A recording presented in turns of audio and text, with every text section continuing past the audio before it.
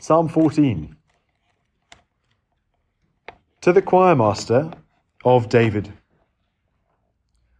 The fool says in his heart, there is no God.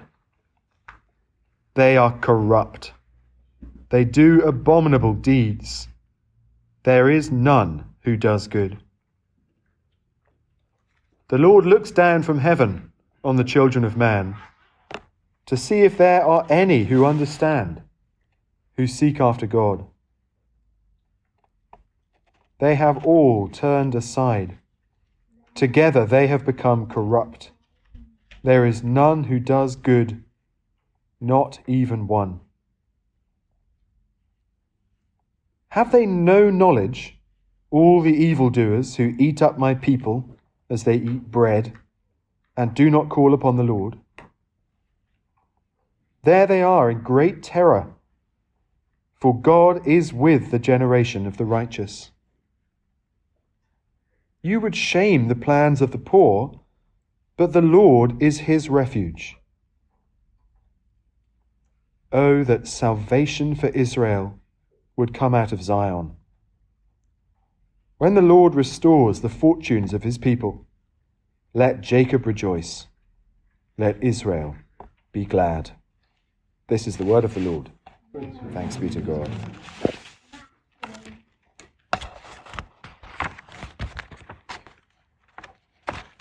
Newton's third law of motion states that... Anybody know?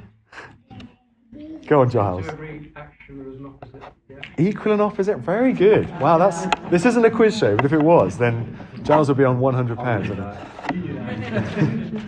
For every action, there is an equal and opposite reaction. You push something and there's a resistance to it. It's automatic.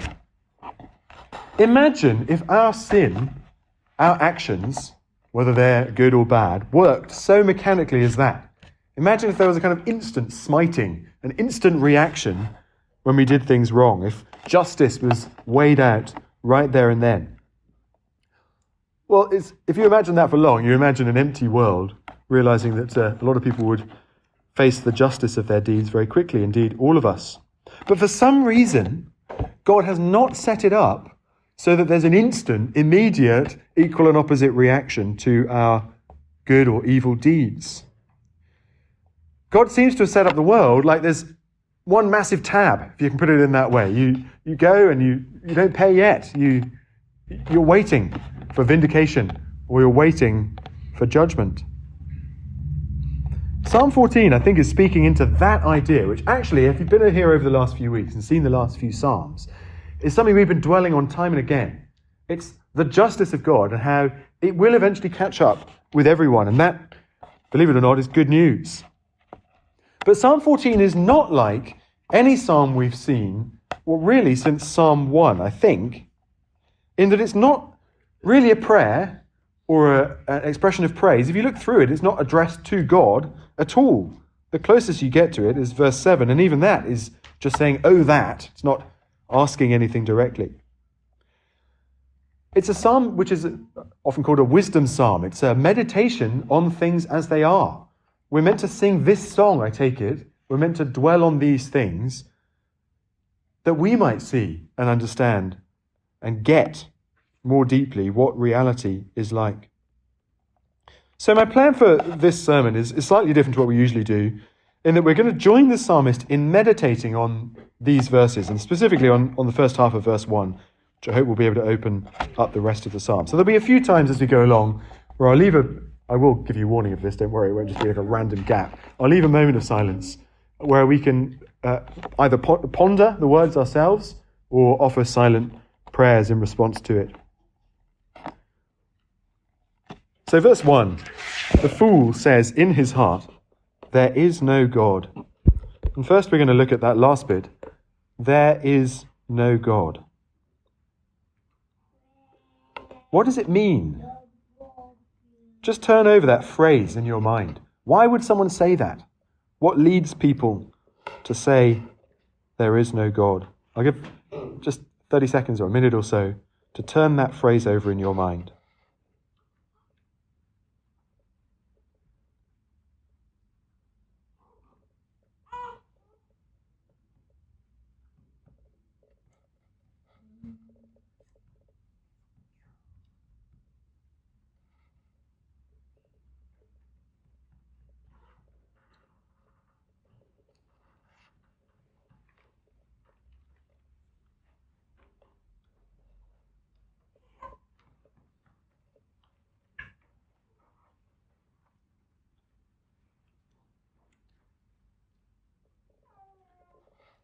30 seconds is a long time, isn't it? Wow.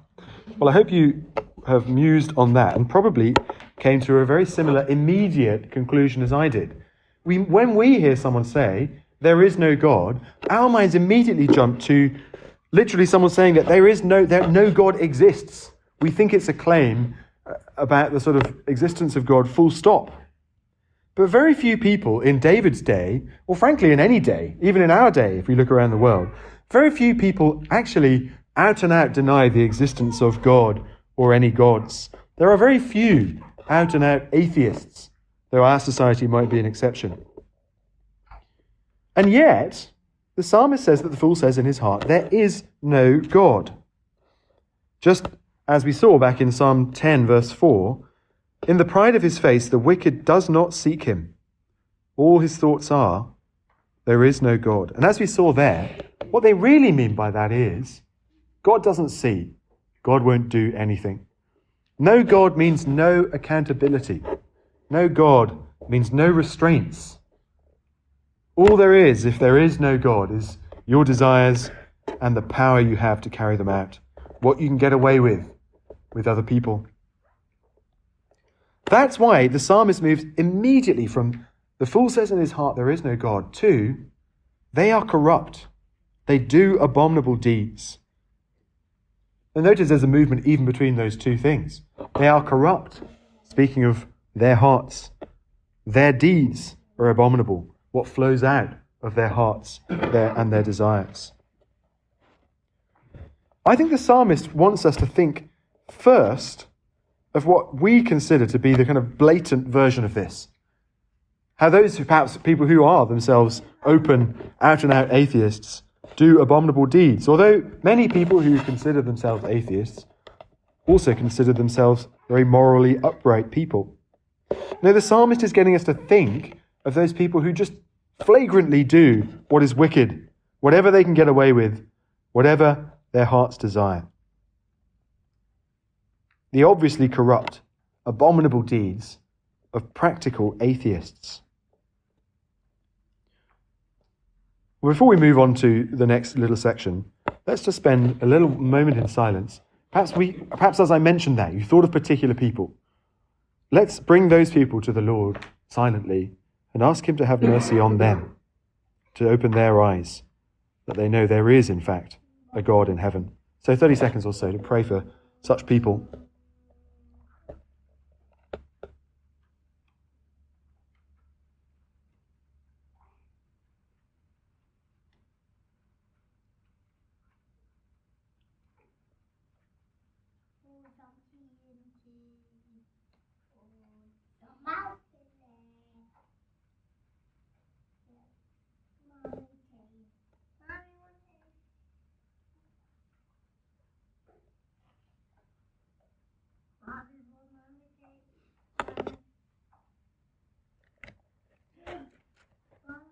Let's come back together and look at this next little bit together. Still meditating on verse 1. The fool says, in his heart, there is no God. And the phrase I want us to dwell on next is, in his heart.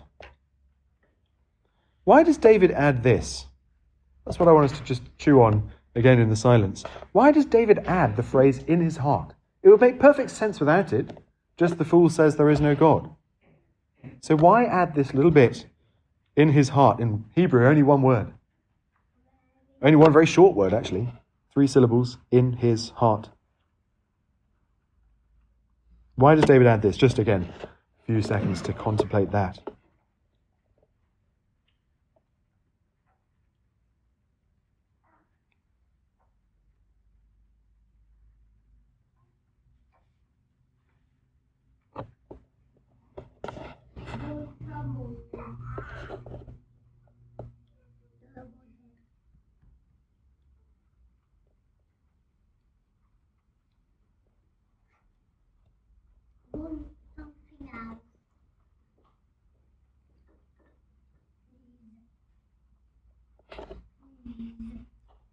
I think the heart has 2 ideas in it.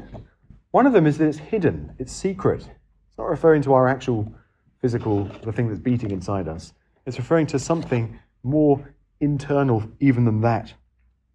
Our secret heart, our secret thoughts. And it's also, secondly, referring to our deepest desires.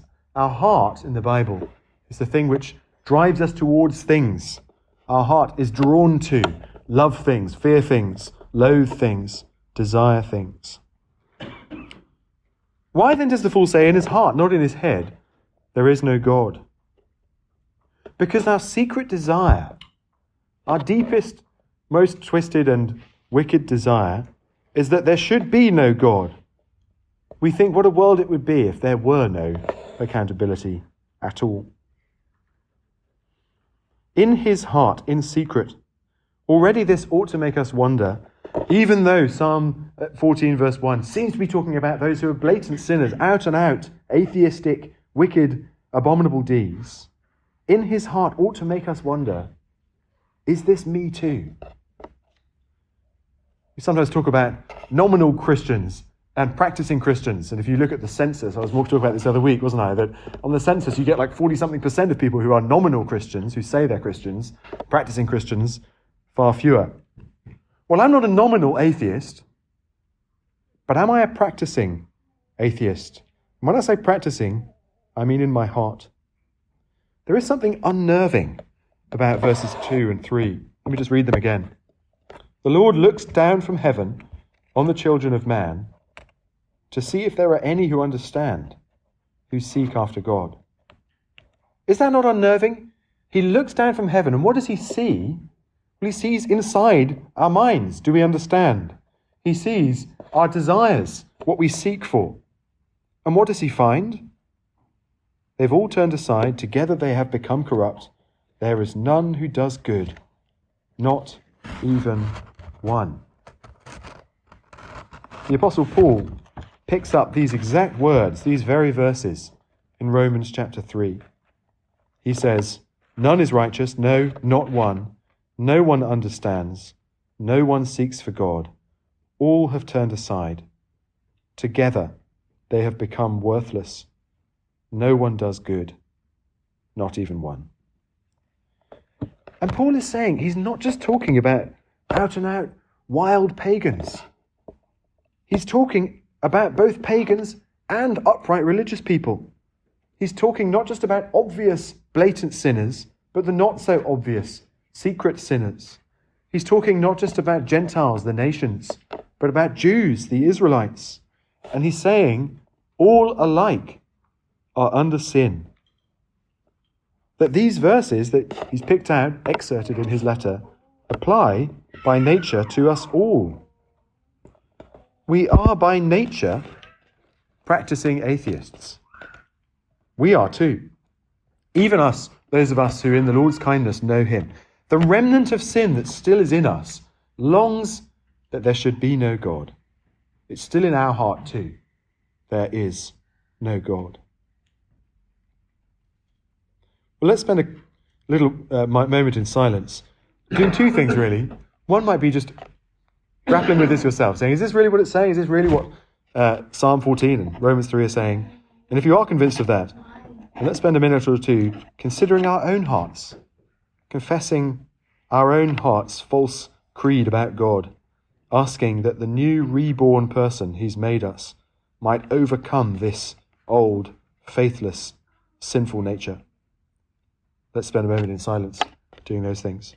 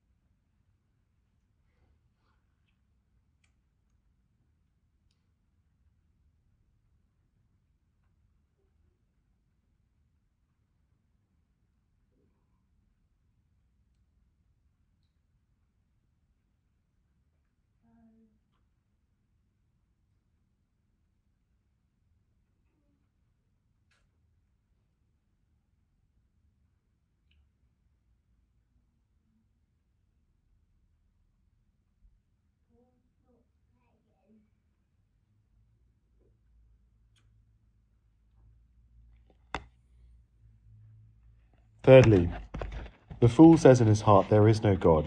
Let's dwell on just the first two words of that. The fool. Why does David call this person the fool rather than something else?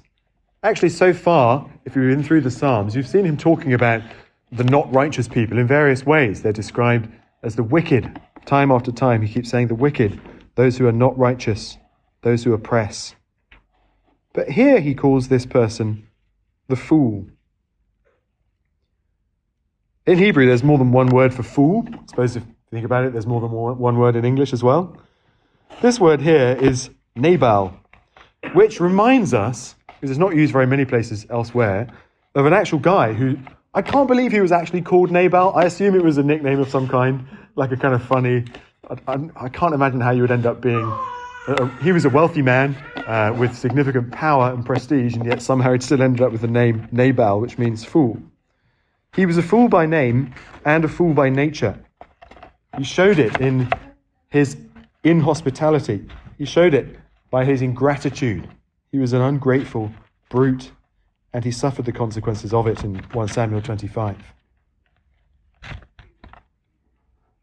That's what this person is like, this person who says there is no God, who does abominable deeds. Why are they a fool? Well, verse 4, because they have no knowledge. Have they no knowledge? All the evildoers who eat up my people as they eat bread and do not call upon the Lord.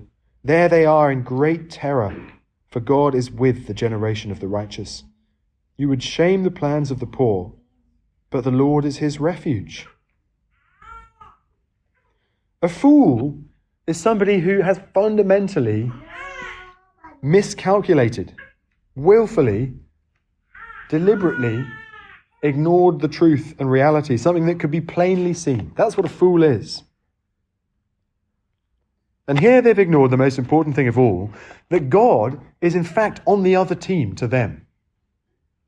There in fact is a God, a Lord who looks down and sees everything, not only our deeds, but also our thoughts and our actions. And they've ignored the fact that he is not on their team. God is in fact on the other team. He refers, verse 4, to my people, the generation of the righteous, the poor. Verse 6, those who make the Lord their refuge. If we've seen in verses 2 and 3 rather bad news that we ourselves are among these fools by nature, here we begin to see glimmers of something more hopeful, don't we? Isn't this the glorious good news just hidden in plain sight here? Isn't this a wonderful relief if we've been tracking with verses 1 to 3? Verses 2 and 3 were deadly serious when it said, for the second time, it says it twice, that there is none who does good. Paul was not joking or misappropriating those words when he took them in Romans 3 and applied them to everyone. And said, this is all of us by nature. All of us by nature are fools, and by grace we are wise. All of us by nature are wicked. By grace we're righteous. All of us by nature are sinners. By grace we're saints. Because if this is the fool, who is the wise person?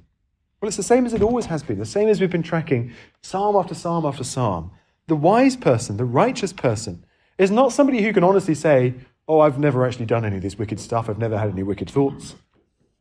No, the wise person is the one who, as in the end of Psalm 2, kisses the Son, kisses the righteous King, and submits themselves to him, who takes refuge in God's righteous Saviour.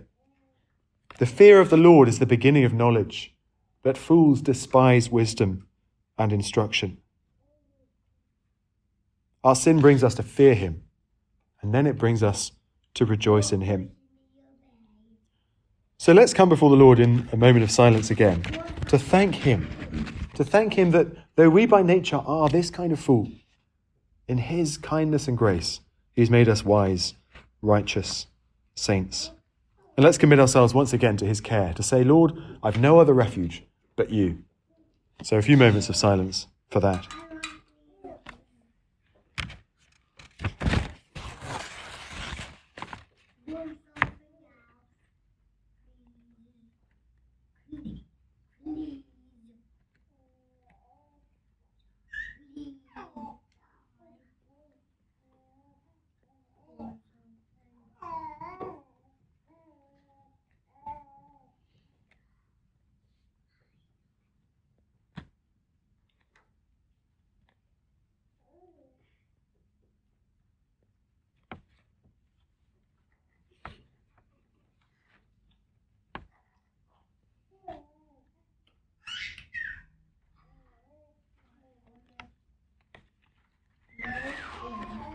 Lastly, the prayer. I suppose it's a prayer, isn't it, in verse 7?